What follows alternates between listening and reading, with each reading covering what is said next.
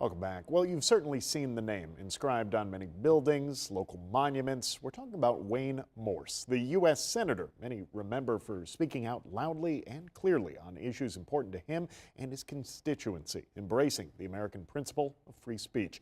Our latest installment of Amazing America 250, Gold Meadows catching up with the Wayne Morse Historical Park Corporation to find out how the late senator's principles led to those memorials all around the state.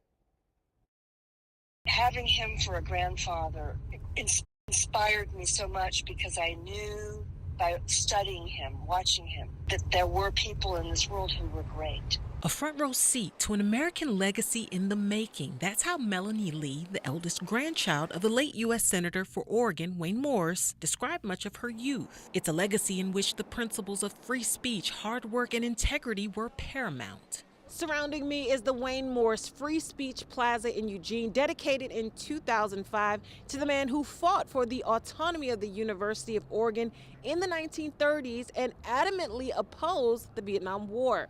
Wayne Morse not only carried a physical copy of the U.S. Constitution everywhere that he went, he also exercised his right to free speech and encouraged others to do the same. Born in Wisconsin in 1900, Morse grew up on a farm where he developed his passion for hard work along with a love for horses. He racked up degrees at the University of Wisconsin where he studied speech and became politically active on campus. After marrying his wife Mildred in 1924, he went on to study law. He later followed one of his heroes, political scientist and educator Arnold Bennett Hall, to the University of Oregon, who at the time was the president of the school. He was 17 when he first heard him speak to a convocation at his high school, and he later took a class from Hall at the University of Wisconsin.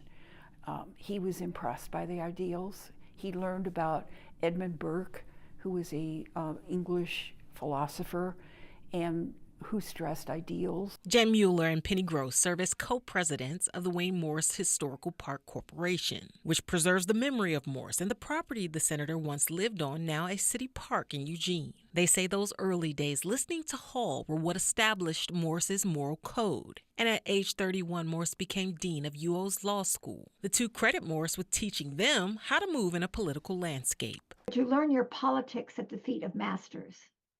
And Morse was a master in teaching you. That's probably the lesson that I learned from Senator Morse, was how to have that moral compass, that spine that so many people don't have today. Sitting U.S. Senator Ron Wyden was Morse's driver during two Senate campaigns in 1968 and 1972 against Robert Packwood and Mark Hatfield, respectively. What I remember most was his tenaciousness and is willing to take risks to do what was right.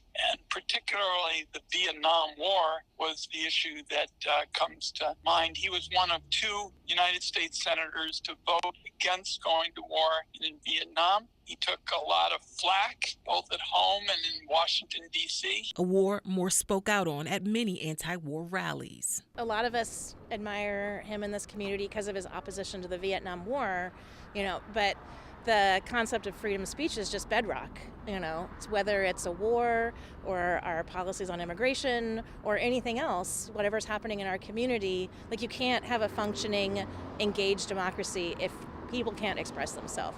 We, have that right, our First Amendment right. Unfortunately, other countries don't have that.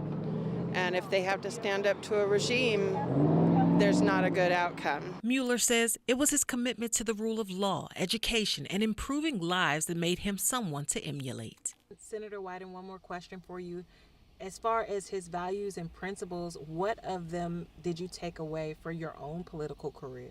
It was interesting because originally senior citizens would come up to him and say, Wayne, what happens when my Medicare gets cut off or something like that? And he'd say something like, well, Ron here is from the university and he'll look it up for you. And he said it so often, finally, after a bit, I went up to him and I said, Senator, can we talk about this for a minute? I don't know anything about seniors. I want to play in the NBA. And I remember it so well. He said, this is a chance to help a lot of people. This is what public service is all about. And he said, you can make a difference, Ron. I'm so glad that That's how I started my career in public service. In memory of this American legacy, memorials stand in his name across Lane County, tributes to a man who stood for the rights of all. Reporting in Eugene, I'm Gold Meadows.